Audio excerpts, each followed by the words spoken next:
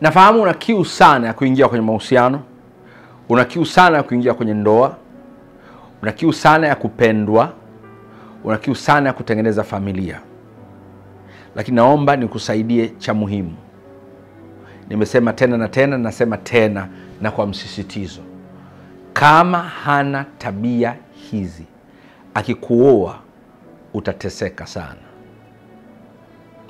Kama hana tabia hizi, akikuoa utateseka sana.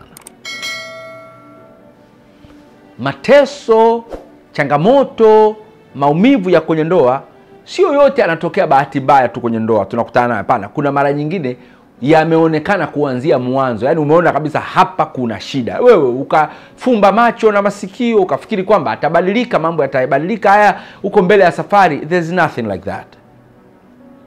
Kuna vitu kama hujaviona, au kuna vitu ukiviona mapema vinakupa alert.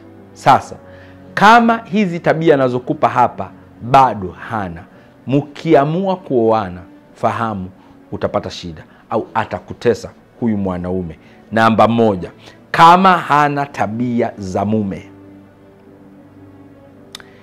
Kama hana tabia za mume, naomba nisikilize dada unayenitazama hapa. Mume sio jina. Mume ni quality. Mume ni tabia. Mume ni namna ambavyo mtu yupo. Kwa hiyo usifikiri ukishaoana naye ndio ataanza kutengeneza hizi tabia, ndio ataanza kujifunza, ndio utaanza kuziona. Unatakiwa uzione kwake, zikufanye umkubali, alafu uanze kumpenda. Tabia ya kuwa mume.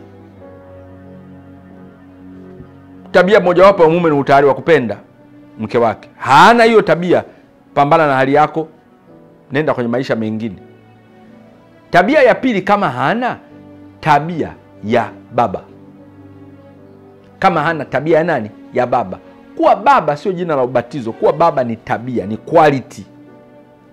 Mojawapo ya tabia ya baba ni kuweza kujidhabihu, kujitoa sadaka kwa familia yake. Hana hiyo tabia, ndugu yangu, hata kama ana hela, hata kama ana wazazi matajiri, hata kama ana umbo zuri, naomba nikwambie, uolewi na umbo, unaolewa na tabia zile zake. Utapata shida. Tabia ya tatu, kama hana tabia ya kitumishi. Kama hana tabia ya utumishi, servanthood.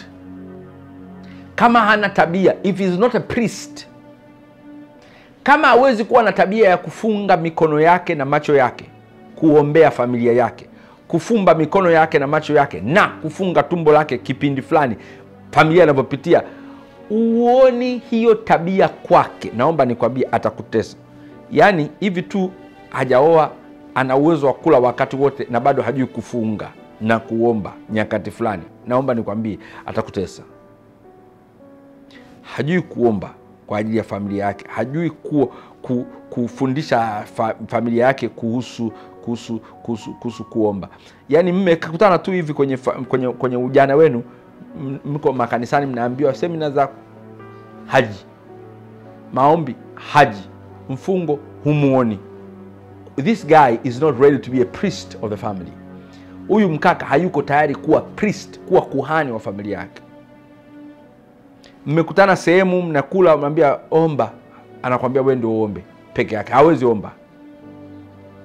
Usikia hata siku moja akikutia neno, akikutia moyo kupitia neno la Mungu. Hakufai. Nakwambiaje? Kimbia. Utanishukuru baadaye. Tafuta somo kama hili ambayo nimefundisha kuhusu kama huyo mwanamke sasa hana tabia hizo. Ukimuoa wewe, sio ukimuoa wewe, mmekwisha. Tafuta somo hili. Mimi naitwa Dr. Chris Mauki.